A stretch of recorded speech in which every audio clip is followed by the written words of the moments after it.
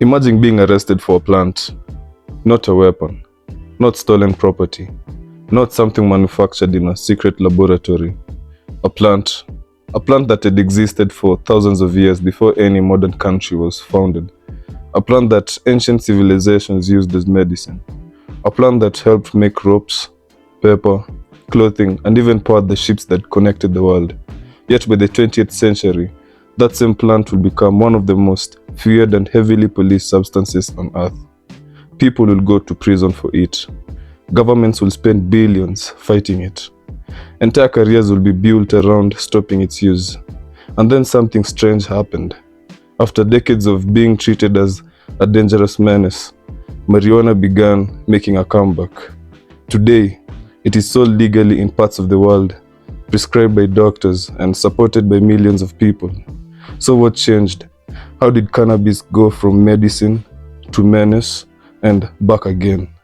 This is the history of marijuana.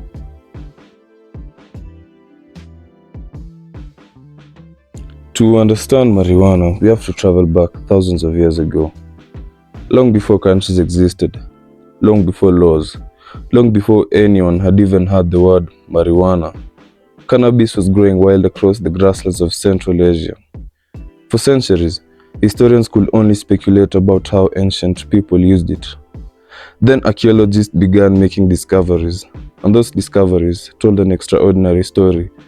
In 2008, researchers examining the ancient Yang'ai tombs uncovered one of the most important cannabis discoveries ever made. Inside the grave of a man believed to have been a shaman, buried roughly 2,700 years ago, they found nearly 800 grams of carefully preserved cannabis. Not rope, not clothing, not industrial hemp, cannabis. The plant had been intentionally stored beside him when he was buried. Scientists later analyzed the material and found evidence that it had been cultivated for its psychoactive properties. Whoever buried this man clearly believed the plant was important enough to accompany him into the afterlife. But another discovery will push the story even further. In the rugged Pamir Mountains, archaeologists excavating the ancient Jirzankal cemetery found wooden braziers used more than 2,500 years ago. When researchers analyzed the residue inside them, they found traces of cannabis. Not only that, but evidence suggested the cannabis had been deliberately burned. The findings led researchers to believe that ancient communities may have inhaled cannabis smoke during funeral ceremonies and religious rituals. Think about that. More than 2 millennia before modern legalization debates, before governments launched war on drugs, before marijuana became a political issue, people already gathering around fires and breathing in cannabis smoke. The relationship between humans and marijuana is far older than most people realize. As civilizations grew, cannabis spread with them. One of the earliest written references comes from ancient China. Thousands of years ago, Chinese societies were already cultivating cannabis. The plant was used for rope, textiles, paper, and medicine. Ancient healers believed it could help treat a variety of ailments. Meanwhile, in India, cannabis became deeply connected to religion and culture. For centuries, it was consumed during spiritual ceremonies and festivals. Some Hindu traditions associated the plant with Lord Shiva. Others viewed it as a tool for meditation and spiritual reflection. Across the Middle East and Africa, cannabis continued its journey. Traders carried seeds along ancient trade routes. Communities adopted the plant and incorporated it into their own traditions. Everywhere it traveled, cannabis found a role. Medicine, religion, agriculture, industry. For much of human history, nobody viewed it as a global threat. It was simply another useful plant. Today, most people associate cannabis with smoking, but for most of its history, its greatest value wasn't recreational, it was industrial. The cannabis plant produced hemp, strong, durable fibers that became one of the world's most important resources. Ships relied on hemp cells, navies relied on hemp ropes, farmers relied on hemp products. Without hemp, many of history's greatest voyages might never have happened. The age of exploration, the expansion of global trades, the rise of maritime empires, all depended on materials made from hemp. For centuries, governments actively encouraged cannabis cultivation. It wasn't controversial, it wasn't criminal, it was essential. The same plant that would later become one of the most prohibited substances on earth was once helping connect the world.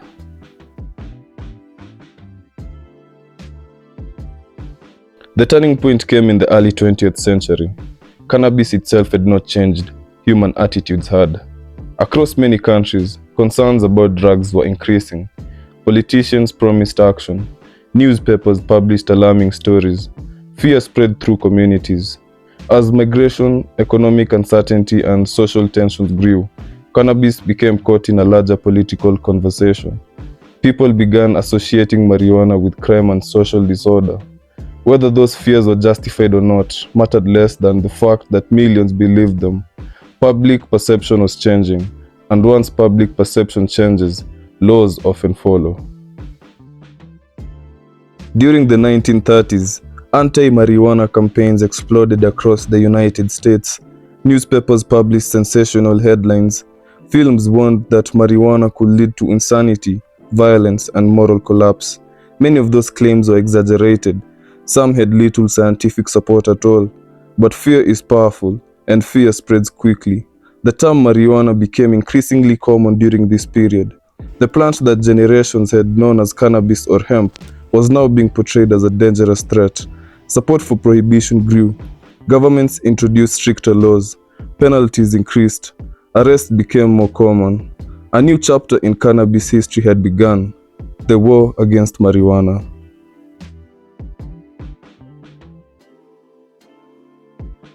As the decades passed, anti-cannabis policies spread across much of the world. Governments launched major enforcement campaigns. Police crackdowns intensified. Millions of arrests followed. Supporters argued these measures protected society. Critics argued they created new social problems while doing little to eliminate cannabis use. The debate became increasingly political. To some, marijuana represented danger. To others, it represented personal freedom. The conflict was no longer about a plant, it was about ideology, and its reach was global. In Kenya, many people grew up hearing the same message about bang. It was dangerous, it led to crime, and it destroyed lives. Whether through public campaigns, media reports, community warnings, or everyday conversations, cannabis was often presented as something to be feared. For many Kenyans, that became the only story they knew about the plant. Across Africa, similar patterns emerged as governments adopted strict anti-drug laws aligned with international drug control frameworks. In countries like South Africa, Nigeria, and Uganda, enforcement campaigns, arrests, and crop destruction efforts became part of national drug policy. Despite these efforts, cannabis never fully disappeared.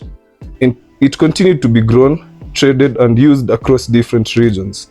The same pattern was unfolding in many parts of the world. More arrests, more seizures, more enforcements, yet demand remained.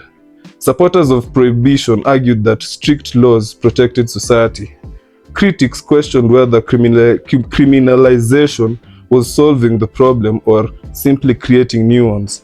By the end of the 20th century, that question became impossible to ignore. If decades of enforcement had failed to eliminate cannabis, was there another approach? The question would eventually reshape the global conversation.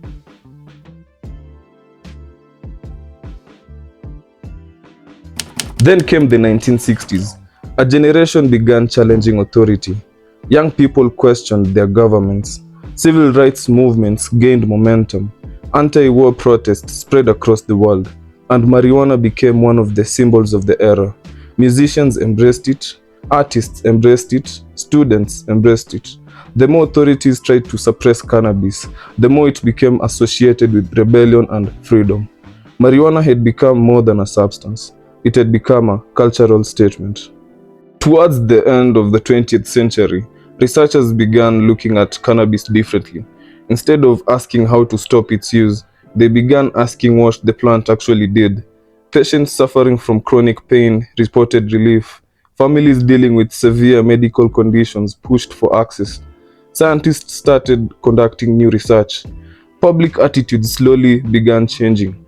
The conversation shifted from punishment to possibility. For the first time in decades, cannabis was being discussed not only as a drug, but as a potential medicine.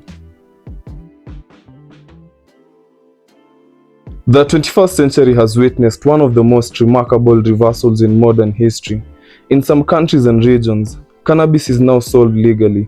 Companies worth billions of dollars operate in an industry that once existed entirely underground. Governments collect tax revenue from products they once fought to eliminate. Supporters argue legalization reduces criminal penalties and creates economic opportunities. Critics warn about addiction, public health concerns, and long-term social impacts. The debate continues, but regardless of where someone stands, one fact is impossible to ignore. Cannabis has completed one of the most extraordinary journeys of any plant in human history, from sacred rituals to global trade, from medicine to prohibition, from criminalization to legalization.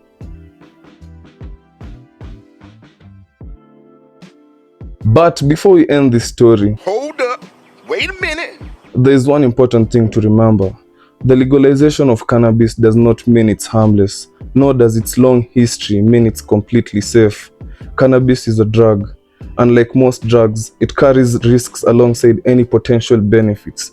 Some users experience impaired judgment, reduced concentration, anxiety, or dependence. Heavy or long-term use has also been linked to a range of health concerns, particularly among young users whose brains are still developing.